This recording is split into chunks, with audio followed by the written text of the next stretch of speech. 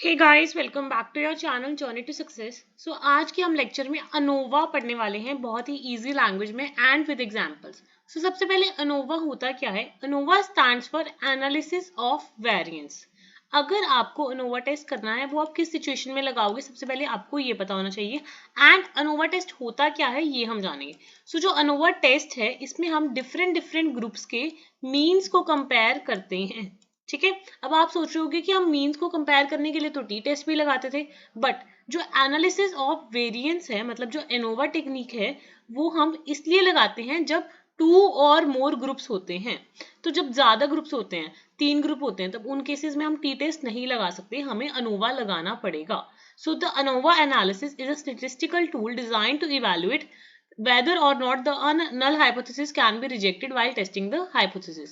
So आपको पता है कि जो अनोवा है ये हाइपोथेसिस टेस्टिंग की टेक्निक है। तो जब भी हमें हाइपोथेसिस को टेस्ट करना होता है हम अनोवा टेक्निक लगा सकते हैं। सो हाइपोथेसिस टेस्टिंग के लिए हम अनोवा टेक्निक लगाते हैं।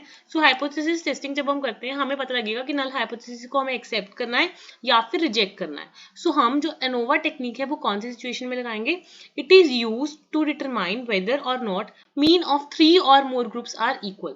तो जब 2 की बात होती है एंड 30 से कम सैंपल साइज होता है तब तो हम टी टेस्ट लगा लेते हैं, पर जब 3 या 3 से ज्यादा ग्रुप्स की हम बात करते हैं तब उस केस में हम टी टेस्ट नहीं लगा सकते, हमें अनोवा ही लगाना पड़ेगा। So whenever there are more than 2 or more independent groups the ANOVA test is used. So in case when there are more than 2, मतलब 2 से ज्यादा, 3 या 3 से भी ज्यादा ग्रुप्स हैं, उस केस में हम अनोवा टेस्ट लगाते हैं। यूज केस समझ आया अनोवा का? अनोवा की फुल फॉर्म समझ आई, एनालिसिस ऑफ वेरिएंस। सो जो अनोवा टेस्ट है that is used to look for heterogeneity within groups as well as variability across grouping. So जो एफ टेस्ट रिटर्न्स आते हैं वो हमें अनोवा बताते हैं। सो जब हम अनोवा कैलकुलेट करते हैं हम एफ रिटर्न्स निकालते हैं जो हमें अनोवा की एनालिसिस करने में हेल्प करते हैं। सो अनोवा कहाँ कहाँ यूज हो सकते हैं इसके एग्जाम्पल्स मैंने यहाँ पे मेंशन किए हैं, तो एग्जाम्पल्स से देखते हैं। Examples of the use of ANOVA formula. So assume करना है, सपोज आप देखना चाहते हो whether consuming a specific type of tea will result in mean weight decrease. क्या वेट डिक्रीज होगा कोई स्पेसिफिक टाइप ऑफ टी पीने से? तो आपके पास 3 ग्रुप्स हैं, 3 वैरायटीज ऑफ टीज हैं। फॉर एग्जाम्पल एक ग्रीन टी है, एक अर्ली ग्रे टी है, एक आपके पास जैस्मिन टी है। तो यहाँ पे हमारे पास 3 ग्रुप्स हैं, तो इसमें आप अनोवा टेस्ट लगाओगे वन वे, क्योंकि आपको सिर्फ यही एग्जामिन करना है क्या जो मीन वेट है वो डिक्रीज हो रहा है अगर आप ये टी पी रहे हो। अब अगर आपके पास दो वेरिएबल हों, दो इंडिपेंडेंट वेरिएबल हो, उस केस में आप टू वे अनोवा लगाते हो। सो बेसिकली जो हमारा अनोवा का टाइप है वो दो तरह का हो सकता है, one way ANOVA and to way ANOVA. जो हमारा टू वे अनोवा है उसकी एग्जाम्पल क्या है? सपोज आपने देखना है क्या salary and gender and stress level during the job interviews effect डालते हैं, तो इन सबकी रिलेशनशिप्स आपको देखनी है। So two way carry out करोगे इस केस में, so that is a two way ANOVA. So जो अनोवा है बेसिकली वो दो तरह का होता है, one way ANOVA and to way ANOVA. जो वन वे अनोवा है इसमें आप 3 या 3 से ज्यादा ग्रुप्स की वेरिएशंस देखते हो, तो इसमें आपके पास जो इंडिपेंडेंट वेरिएबल है वो एक ही होता है। सो अगर आपके पास इंडिपेंडेंट वेरिएबल एक ही है तो उसमें आप वन वे अनोवा लगाओगे। एंड अगर आपके टेस्ट का जो रिजल्ट है वो क्रिटिकल वैल्यू से ज्यादा आता है तो आपकी नल हाइपोथेसिस रिजेक्ट हो जाएगी। एंड अगर क्रिटिकल वैल्यू से कम आता है तो आप अपनी नल हाइपोथेसिस को क्या मानोगे? एक्सेप्टेड मानोगे। अब मैंने वन वे अनोवा में बताया कि आपको जो इंडिपेंडेंट वन है वो इंडिपेंडेंट वेरिएबल है वो सिर्फ एक ही होता है, बट अगर मैं टू वे एनोवा की बात करूं इस केस में क्या होगा? आपको पता है कि दो तरह के वेरिएबल्स होते हैं, independent variable and dependent variable. So जो टू वे एनोवा होगा इसमें क्या होगा? Main effect of each independent variable आप देखोगे एंड उनकी इंटरेक्शन जानोगे। सो इसमें इंडिपेंडेंट वेरिएबल एक नहीं होगा, दो इंडिपेंडेंट वेरिएबल्स होते हैं ज्यादातर जब हम टू वे एनोवा लगाते हैं। सो ईच इंडिपेंडेंट वेरिएबल का मेन इफेक्ट देखोगे वन वन वे एनोवा लगा के, उसके बाद आप कैलकुलेट करते हो।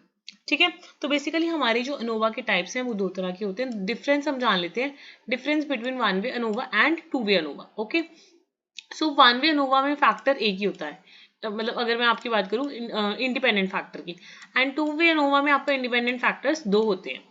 One way ANOVA helps in determining if there is a difference between the means of 3 or more group when there is only one independent variable जो मैंने यहाँ पे mention किया, and it in the case of two way ANOVA it determines the effect of two independent variables simultaneously on a dependent variable. So one way ANOVA में आप एक independent variable का effect देखते हो और टू वे ANOVA में आप दो इंडिपेंडेंट वेरिएबल्स का साइमल्टेनियस इफेक्ट देखते हो on a dependent variable. For example इसके एग्जाम्पल क्या है, आपने देखना है कि क्या इफेक्ट है अलग अलग फर्टिलाइजर्स का प्लांट ग्रोथ पे। तो ये तो हो गया हमारा वन वे होगा अनोवा। अगर आपने देखना है फर्टिलाइजर्स का भी और वाटर फ्रीक्वेंसी का भी, दोनों का प्लांट ग्रोथ पे क्या इफेक्ट है। इसमें हमारे पास दो इंडिपेंडेंट वेरिएबल हो गए, फर्टिलाइजर्स भी और वाटर फ्रीक्वेंसी भी, और एक डिपेंडेंट वेरिएबल हो गया दैट इज प्लांट ग्रोथ। तो इस केस में हम टू वे अनोवा लगाएंगे। तो इसमें एक ही फैक्टर है, इसमें दो फैक्टर्स हैं। तो इसमें हम एक फैक्टर का इम्पैक्ट देखते हैं डिपेंडेंट वेरिएबल पर, और इन the case of to way ANOVA आप दो फैक्टर्स का इम्पैक्ट देखते हो ऑन द डिपेंडेंट वेरिएबल। ठीक है, इसमें आप देखते हो in the case of one way ANOVA determine if there is significant difference in the mean among the groups, and इसमें देखते हो if there is any significant difference in means considering both factors and their interactions। तो हम दोनों factors भी लेके चलते हैं इसमें एंड उनकी इंटरेक्शन भी लेके चलते हैं। तो आई होप सबको अनोवा का मीनिंग क्लियर हो गया होगा, अनोवा क्या होता है, अनोवा की एग्जांपल्स क्लियर हो गए होंगे, अनोवा के टाइप्स क्लियर हो गए होंगे। ठीक है, one way ANOVA and to way ANOVA. अब हम सॉल्यूशन की तरफ चलते हैं कि हम कैसे, अगर कोई क्वेश्चन आता है हमें अनोवा बेस्ड, हम उसको कैसे कैलकुलेट करेंगे। ठीक है, सबसे पहले तो आपके माइंड में ये होना चाहिए कि अनोवा को कैलकुलेट करना बहुत ज्यादा इजी है, एंड जो मैं आपको समझाने वाली हूँ वो बहुत ही easy language and easy examples के साथ समझाने वाली हूँ। फॉर एग्जाम्पल यहाँ पे मैंने एक एग्जाम्पल ली है जिसमें एक कंपनी है वो टेस्ट कर रही है कि 3 डिफरेंट फर्टिलाइजर की क्या इफेक्टिवनेस है इन प्रमोटिंग द प्लांट ग्रोथ। तो अगर आपको प्लांट ग्रो करना है तो उसमें 3 डिफरेंट फर्टिलाइजर्स हम ले रहे हैं और हम उनकी इफेक्टिवनेस को डिटरमाइन कर रहे हैं। सो रैंडमली मैंने 30 प्लांट्स सिलेक्ट किए और उनको 10-10 के ईच ग्रुप में बांटा। तो मेरे पास 3 ग्रुप्स आ गए और मैं तीनों ग्रुप्स में एक तरह का फर्टिलाइजर लगाऊंगी और देखूंगी कि तीनों प्लांट्स की एक मंथ बाद क्या हाइट है और क्या उनकी ग्रोथ है। सो हमारा रिसर्च क्वेश्चन क्या बना इस स्टेटमेंट से कि हमें 3 फर्टिलाइजर्स का सिग्निफिकेंट डिफरेंट इफेक्ट देखना है प्लांट ग्रोथ पे। सो हमने 10-10 के ग्रुप्स बनाए, उस पर हमने फर्टिलाइजर का इफेक्ट देखना है। तो आपको इसमें अनोवा लगाना है, आपको ये क्वेश्चन है सपोज। तो सबसे पहले आप हाइपोथेसिस बनाओगे, एक आप नल हाइपोथेसिस बनाओगे एंड सेकंड आप अल्टरनेट हाइपोथेसिस बनाओगे। नल हाइपोथेसिस को मैंने आपको बताया H0 से रिप्रेजेंट करोगे, अल्टरनेटिव हाइपोथेसिस को H1 से रिप्रेजेंट करोगे। सो नल हाइपोथेसिस में आप मेंशन करोगे कि जो प्लांट की हाइट है वो तीनों फर्टिलाइजर्स के केस में इक्वल रहेगी, और अल्टरनेटिव हाइपोथेसिस में आप बताओगे कि एट लीस्ट एक ऐसा फर्टिलाइजर है जिसका डिफरेंट मीन हाइट होगा। तो अब आपको कैलकुलेट कैसे करना है। तो सबसे पहले मैं आपको शॉर्टकट सारे स्टेप्स बताती हूँ, देन आपको बताऊंगी। सबसे पहले आपको SST निकालना है, देन SSB निकालना है एंड SSW निकालना है। जो हमारा SST होता है that is equal to SSB plus SSW। तो जो SST होता है that is equal to SSB and SSW। पहले तो आप ये चीज समझ लो, अब मैं आपको डिटेल में सारी चीजें बताऊंगी। देन उसके बाद आपको क्या करना है, DF निकालना है। DF दोनों का निकलेगा, ठीक है। अभी मैं आपको दोबारा बताती हूँ। देखो, सबसे पहले हम सम ऑफ स्क्वायर्स का टोटल निकालेंगे, सम ऑफ स्क्वायर्स का टोटल। इसका फॉर्मूला अभी मत लर्न करना, जब हम क्वेश्चन करेंगे तब मैं आपको बताऊंगी। सम ऑफ स्क्वायर्स का टोटल SST। देन हम सम ऑफ स्क्वायर्स बिटवीन, जो बिटवीन मतलब जो हमने तीनों प्लांट्स लिए हैं, तीनों फर्टिलाइजर्स अलग अलग ग्रुप्स में लगा रहे हैं, तीनों के बीच में क्या सम ऑफ स्क्वायर्स है वो निकालेंगे। एंड देन हम सम ऑफ स्क्वायर्स विद इन निकालेंगे, विद इन ईच प्लांट क्या है सम ऑफ स्क्वायर्स वो निकालेंगे। तो जो सम ऑफ स्क्वायर्स का टोटल होता है वो इन दोनों के सम के बराबर होता है। So SST is equal to SSB plus SSW। जो SST है that is sum of squares of the total, and जो SSB और SSW है that is sum of squares between and sum of squares within। So SST is equal to मतलब जो total वाला है वो between और within के sum of squares का टोटल होता है। पहले तो आपको ये चीज क्लियर होनी चाहिए अनुमान। सेकेंड चीज क्या है, हम DF निकालते हैं। What is DF? DF stands for degree of freedom. DF किसके लिए है? Degree of freedom. Degree of freedom हम बिटवीन वाले की भी निकालते हैं, विद इन वाले की भी निकालते हैं। अभी फॉर्मूलाज पे फोकस मत करो, जब मैं आपको बताऊंगी आगे क्वेश्चन में तब आप फॉर्मूलाज लर्न कर सकते हो। सो डिग्री ऑफ फ्रीडम है वो बिटवीन वाले की भी होती है, विद इन वाले की भी होती है। बिटवीन और विद इन का आप लर्न कर लेना। K represents number of groups, K मतलब हमारे कितने ग्रुप्स हैं, and N represents number of observations in each group.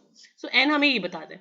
सो जब हमें बिटवीन निकालना है तो हमारा DF होगा K-1, एंड जब हमें विद इन निकालना है तो दैट इज N-K। इतना क्लियर हुआ? अब इससे मैं एक और चीज बताती हूँ। DF आपको बिटवीन वाला पता लग गया, विद इन वाला पता लग गया। तो अगर सपोज हमें DF टोटल वाला कैलकुलेट करना है तो वो भी ऑब्वियसली इन दोनों का सम होगा। तो वो क्या होगा, K-1 प्लस N-K, राइट। तो जो हमारा DF टोटल होगा वो होगा N-1। कभी ये यूज करना पड़े तो आप कंफ्यूज ना हो, इसलिए मैंने आपको ये प्रॉपर करके बताया। तो जब आप इन दोनों को टोटल करोगे ये और ये टर्म कट हो जाएगी, तो n-1 हमारा df टोटल वाले का होता है। एक चीज ये क्लियर होनी चाहिए। अब हमें SST समझ आ गया, SSB समझ आ गया, SSW समझ आ गया, सम ऑफ स्क्वायर्स विद इन, sum of squares between and sum of squares total. उसके अलावा डिग्री ऑफ फ्रीडम होता है, विद इन का होता है, बिटवीन का होता है। अब हमें मीन स्क्वायर्स निकालने हैं। क्या निकालने हैं? Mean squares. इसको हम MSW भी बोलते हैं एंड MSB भी होता है, ये दो तरह का होता है। ठीक है, अब जब हमें MSB निकालना है तब हम क्या करेंगे, जो हमारा SSB था उसको हम DF ऑफ बिटवीन वाले से ही डिवाइड करेंगे, तो हमारा मीन स्क्वायर ऑफ बिटवीन आ जाएगा। एंड जब हमें MSW निकालना है तो हम SSW को DF ऑफ विद इन के साथ डिवाइड करेंगे। आई होप सबको थोड़ा सा क्लियर हो रहा होगा। एक बार मैं आपको दोबारा से फॉर्मूला यहाँ पे लिख के बताऊंगी। देखो, SST क्लियर हो गया, SSW क्लियर हो गया, है ना, एंड SSB क्लियर हो गया। तो सबसे पहले हमने सीखा जो हमारा SST होता है that is equal to SSB plus SSW। ये क्लियर हो, है ना। उसके बाद हमने सीखा DF होता है, इसका भी होता है अपना, इसका भी अपना होता है, इसका भी अपना होता है ना। उसके बाद हम, ये हमारा सम ऑफ स्क्वायर्स था। अब हम मीन स्क्वायर्स की जब हम बात करेंगे, मीन स्क्वायर में सबसे पहले हमारे पास होता है MSB। तो MSB निकालने के लिए आप SSB को ही DF ऑफ B के साथ डिवाइड करोगे, DF ऑफ बिटवीन वाले के साथ डिवाइड करोगे। एंड जब आप MSW निकालोगे, मतलब मीन स्क्वायर्स विद इन निकालोगे, तो जो आपका SSW है उसको आप DF ऑफ W के साथ डिवाइड करोगे। तो ये आपका SSB का फॉर्मूला आ गया, ये आपका SSW का फॉर्मूला आ गया। आई होप आपको थोड़ा सा ये क्लियर हुआ होगा। यही फॉर्मूलाज यहाँ पे लिखे हुए हैं कि जब आपको MS बिटवीन निकालना है उसको आप SSB और DF बिटवीन के साथ डिवाइड करोगे, एंड जब आपको MS विद इन निकालना है SSW को DFW के साथ डिवाइड करोगे। अब ये बहुत ही ईजी है, एक बार आपको समझ आना चाहिए। तो अब हमें मेन F वैल्यू कैलकुलेट करनी है। जब मैंने अनोवा स्टार्ट किया था मैंने आपको बताया था हमें F वैल्यू कैलकुलेट करनी होती है ताकि हम अनोवा डिटरमाइन कर पाए। तो जो हमारा F वैल्यू होता है, जो हमने MS बिटवीन निकाला है एंड MS विद इन निकाला है, उनका जो डिवीजन है वो हमारी F वैल्यू देता है। सो MS between divide by MSW। अब आपको कंफ्यूज नहीं होना है कि बिटवीन ऊपर आएगा या W ऊपर आएगा। तो अगर हम अल्फाबेटिकली ऑर्डर वाइज देखें तो B पहले आता है, W बाद में आता है। सो B ऊपर आएगा, W नीचे आएगा। देन आपके पास जो F वैल्यू आएगी तो आपको उसको क्रिटिकल वैल्यू के साथ कंपेयर करना है। आपके सॉफ्टवेयर में अगर आप सॉफ्टवेयर यूज करो तो F वैल्यूज होती हैं, एंड अगर आपके पास नहीं है तो आपके पास F डिस्ट्रीब्यूशन टेबल होएगा। तो आप सिग्निफिकेंस लेवल चूज कर लेना, डिग्री ऑफ फ्रीडम आपके पास होएगी। तो क्रिटिकल वैल्यू से F वैल्यू को कंपेयर करना है, जैसे हम टी टेस्ट में करते हैं, उसमें करते हैं, काई स्क्वायर में करते हैं, वैसे ही। अगर आपकी वैल्यू उससे ज्यादा आ रही है क्रिटिकल वैल्यू से, तो चुपचाप नल हाइपोथेसिस को रिजेक्ट मारो, ऑल्टरनेट हाइपोथेसिस आपका आंसर है। एंड अगर आपकी जो F वैल्यू है वो क्रिटिकल वैल्यू के बिल्कुल बराबर है या उससे छोटी है, तो आप नल हाइपोथेसिस को रिजेक्ट नहीं कर सकते, आपको नल हाइपोथेसिस को एक्सेप्ट ही करना पड़ेगा। सो अगर आपकी वैल्यू क्रिटिकल वैल्यू से बड़ी है आपको नल हाइपोथेसिस को रिजेक्ट ही करना है। एंड अगर आपकी वैल्यू F वैल्यू के इक्वल है, क्रिटिकल वैल्यू और F वैल्यू इक्वल है, और या F वैल्यू आपकी छोटी है, तो आपको रिजेक्ट करना है। नल हाइपोथेसिस रिजेक्ट नहीं कर सकते, आपको नल हाइपोथेसिस को क्या करना पड़ेगा, उस केस में एक्सेप्ट करना पड़ेगा। अब मैंने एक क्वेश्चन लिया है बहुत ही इजी वाला, सबसे पहले आपको एक्सप्लेन करने के लिए। SST 500 है, SSB 300 है, SSW 200 है। आपको पता लग गया कि जो SST है वो टोटल है SSB एंड SSW का। DF बिटवीन वाला आपको 2 गिवन है, DF विद इन वाला आपको 27 गिवन है। तो सबसे पहले आप MSB निकालो, मतलब मीन स्क्वायर्स बिटवीन का निकालो। तो जो हमारा SSB था उसको हमें DF बिटवीन के साथ डिवाइड करना है। तो 300 डिवाइड बाई 2 हमारा आंसर आ गया 150। उसके बाद नेक्स्ट स्टेप में हमें क्या करना था, नेक्स्ट स्टेप में हमें MS विद इन निकालना है। तो इसको निकालने के लिए हम SSW को DFW के साथ डिवाइड करेंगे, जिसका हमारा आंसर आएगा 7.41। इसके बाद हमें F निकालना है, तो इन दोनों को आपस में डिवाइड करेंगे, बिटवीन को विद इन के साथ, तो हमारा 20.24 आंसर आएगा। तो सपोज हमने alpha that is our level of significance हमने 0.05 लिया है, एंड डिग्री ऑफ फ्रीडम हमारे पास टेबल होता है 2,27 लिया है। तो उस केस में हम अगर टेबल में देखते हैं ना, हमारी क्रिटिकल वैल्यू आती है 3.354। तो हमारा आंसर बड़ा है, 20.24 is greater than this, so we will reject the null hypothesis. So in this case we will reject the null hypothesis, क्योंकि क्रिटिकल वैल्यू से हमारा आंसर ज्यादा है, तो मतलब हम रिजेक्ट करेंगे नल हाइपोथेसिस को। क्लियर हुआ पहला क्वेश्चन। अब हम सेकंड क्वेश्चन लेते हैं। सपोज आपको ये क्वेश्चन गिवन है, सबसे पहले आप खुद ट्राई करना, बट आपको फॉर्मूलाज नहीं पता है, तो इस क्वेश्चन में फॉर्मूला सबसे पहले आप मेरे से समझ लो। देखो, आपको प्लॉट ऑफ लैंड गिवन है, इसमें आपने देखा है कि पर एकड़ प्रोडक्शन डाटा है और अलग अलग वैरायटीज ऑफ व्हीट है, तो कैसी वैरायटी है, ठीक है। तो इस केस में आप देखोगे एक ही इंडिपेंडेंट वेरिएबल है, तो आप वन वे अनोवा लगाओगे, पहले तो आपको ये समझना है वन वे अनोवा। तो इसमें हम डायरेक्ट मेथड लगा रहे हैं, हमारे पास दो मेथड्स हैं, direct method, shortcut method. Direct method सिर्फ आप सुन लो ताकि आपको शॉर्टकट मेथड समझना आसान हो, बट पेपर में आप शॉर्टकट मेथड ही लगा के आना क्योंकि वो बहुत ज्यादा इजी है। एक बार मैं डायरेक्ट मेथड वैसे बता रही हूँ सिर्फ सुनने के लिए, नेक्स्ट हम शॉर्टकट मेथड करेंगे जो आपको एग्जाम में लगाना है। तो आपको पता है ये तीन वेराइटीज ऑफ व्हीट है, A, B and C. First step आपको क्या करना है, आपको तीनों वैरायटीज का इंडिविजुअल मीन निकालना है। तो मैंने इसका मीन निकालने के लिए इन सबका टोटल किया एंड चार वैरायटीज है, 4 के साथ डिवाइड किया। ऐसे ही इसका भी मीन निकाला, इसका भी मीन निकाला। सो ए का मेरा मीन आया 6, बी का मीन आया 5 एंड सी का मीन आया 4। अब आप टोटल मीन निकालोगे, इसका एवरेज मीन निकालोगे। तो ए बी सी तीनों का एवरेज करने के लिए 6 + 5 + 4 डिवाइड बाय तीन वैरायटीज एंड 3 के साथ डिवाइड किया, तो मेरा मीन ऑफ सैंपल्स कितना आया, 5 आया। Mean of the sample means, ये टर्म बहुत अच्छी है, आपको समझ आनी चाहिए। Mean of the sample means कि जो सैंपल मीन्स आपने निकाले हैं उनका भी आप मीन कर रहे हो। सो इसमें हम एक्स के ऊपर हमने दो लाइंस ड्रॉ किए हैं कि मीन का भी मीन हमने निकाला है, दैट इज 5। पहले मीन निकाला इंडिविजुअल का, देन टोटल मीन निकाला। अब हमें एस एस निकालना है, एस एस बी निकालना है, एस एस विद इन निकालना है एंड एस एस टी निकालना है। तो तीनों निकालना मैं आपको कैलकुलेट करना समझाऊंगी। तो सबसे पहले आपको किसी की चीज से कंफ्यूज नहीं होना है, सबसे पहले हम बिटवीन देख रहे हैं। मतलब अगर मैं इन तीनों के बिटवीन बात करूं तो क्या सम ऑफ स्क्वायर्स है। तो बिटवीन निकालने के लिए हम इसका मीन भी यूज करेंगे, इसका मीन भी यूज करेंगे, इसका मीन भी यूज करेंगे और जो हमने एवरेज मीन निकाला था उसको भी यूज करेंगे। तो उसको निकालने के लिए क्या हमारा फॉर्मूला होता है, हमारा फॉर्मूला ये होता है। तो ये चार वैरायटीज है, तो सबके आगे आपको 4 4 4 लिखना है। देन इसका मीन 6 था, इसका मीन 5 था, इसका मीन 4 था। तो यहाँ पे हमने 6 लिया, यहाँ पे 5 लिया, यहाँ पे 4 लिया एंड इन सबको सबट्रैक्ट करना है जो हमने मीन ऑफ द मीन्स निकाला था, 5 5 5 एंड इसका हमें स्क्वायर करना है। तो आपको बेसिकली क्या करना है, कोई भी इंडिविजुअल सीरीज है, सपोज मैं ए की बात करूं, ए में टोटल कितने एलिमेंट्स हैं, 4।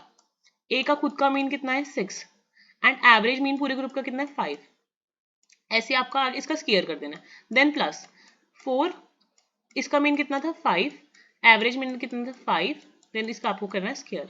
ऐसे ही प्लस देन 4, इसका मीन कितना था, 4 4 - 5 का होल स्क्वायर, ऐसे करके आपको कैलकुलेट कर देना। ये आपका एस एस बिटवीन का फॉर्मूला, ये लर्न मत करो क्योंकि हम शॉर्टकट मेथड करेंगे, जैसे एक बार समझ लो।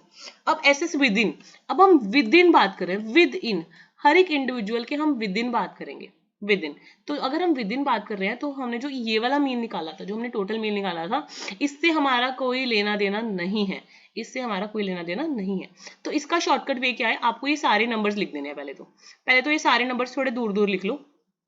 देन सपोज पहली सीरीज का हमारा मीन था 6, तो -6 होल स्क्वायर। तो पहली सीरीज के जितने भी नंबर्स हैं उनको -6 करके होल स्क्वायर कर दो। अब दूसरी सीरीज के जितने भी नंबर्स थे उनका मीन कितना था, 5, तो उनको -5 करके होल स्क्वायर कर दो इंडिविजुअल लेवल पे। एंड तीसरी सीरीज में हमारा था मीन कितना, 4, तो उन सबको -4 करके होल स्क्वायर कर दो। तो ऐसे जो आपका आंसर आएगा that is S S with in. तो जब हम बिटवीन की बात करेंगे तो हम एवरेज मीन भी यूज करेंगे और उनकी खुद की मीन भी यूज करेंगे, बस। जब हम विद इन की बात करेंगे, तब हम विद इन बात करें तो हर एक का एलिमेंट लिखना है एंड विद इन बात है तो विद इन वाला हर एक का अपना अपना जो मीन है उससे हमें सबट्रैक्ट करके होल स्क्वायर करना है। बिटवीन भी क्लियर हो गया एंड विद इन भी क्लियर हो गया। अब आपको एसएसटी कैलकुलेट करना है, तो आप डायरेक्टली 24 + 8 लिख के कह सकते हो कि हमारा एसएसटी 32 है। बट आपको मैं एक बार फॉर्मूला भी बता देती हूँ एसएसटी का, विच इज गिवन हेयर। तो एसएसटी का फॉर्मूले के लिए क्या करना है, एसएसटी मतलब total, sum of squares total. तो इसको कैसे लिखते हैं, आपको जो भी आपके सारे एलिमेंट्स हैं ये एक ही बार में लिख देने हैं। जितने भी सारे एलिमेंट्स हैं 12 के 12, ये आपको एक ही बार में लिख देने हैं। तो एक ही बार में आपने सारे एलिमेंट्स लिखे। इसमें तो हमने क्या किया था, सबको अपने अपने मीन से सबट्रैक्ट करके स्क्वायर किया था। जैसे इसका मीन था 6, इसका 5, इसका 4, तो अपने अपने मीन से सबट्रैक्ट करके होल स्क्वायर किया था। इसमें हमने क्या करना है, जब हम टोटल निकालते हैं, इसका जो average mean of the means होता है, मतलब mean of the sample mean होता है, सबको ही उससे सबट्रैक्ट करना है। तो देखो हमने सबको ही 5 से सबट्रैक्ट करा है और होल स्क्वायर करा है। तो जो आपका आंसर आएगा वो आपका एसएसटी आएगा। या फिर आप डायरेक्टली जैसे मैंने आपको बताया कि खुद ही टोटल निकाल सकते हो, SS between and SS with in, जो कि आपका 32 आ जाएगा। सो आप ऐसे भी लगा सकते हो, दैट इज योर चॉइस, ठीक है। सो आई होप सबको अभी तक एसएसटी कैलकुलेट करना, एसएसबी कैलकुलेट करना आ गया होगा। अब आपको पता है कि हमने एसएसटी कैलकुलेट कर लिया, एसएसबी कैलकुलेट कर लिया एंड एसएसडब्ल्यू कैलकुलेट कर लिया। अब हम क्या करेंगे, अब हम डीएफ निकालेंगे। तो डीएफ निकालने के लिए आपको पता है कि डीएफ ये होता है, डीएफ ठीक है। अब बिटवीन का निकालना है, विद इन का निकालना है। तो जो बिटवीन वाला था उसका फॉर्मूला था k माइनस 1 एंड जो विद इन वाला था इसका क्या था n माइनस k एंड जो ये था इसका क्या था n माइनस 1। तो k मतलब कितनी पॉपुलेशन है 3, 3 माइनस 1 तो इसका df आया 2। विद इन की बात करूं तो मैं कितना आएगा 12 माइनस k कितना है 3 तो 9 आएगा। एंड अगर मैं टोटल की बात करूं तो 12 माइनस 1 11। अगर आपको याद हो हम पहले भी df निकालते थे ना, टोटल में से जितने एलिमेंट्स है उसको माइनस करते थे, है वही चीज। अब हम बिटवीन सैंपल्स देखेंगे तो टोटल हमारे 3 सैंपल है, 3 माइनस 1 2। वैसे ही अगर हम टोटल बात करें, टोटल 12 चीजें, 12 माइनस 1 11, तो हमारा इसका df ऑटोमेटिकली 9 भी आ सकता है। कितना क्लियर हुआ?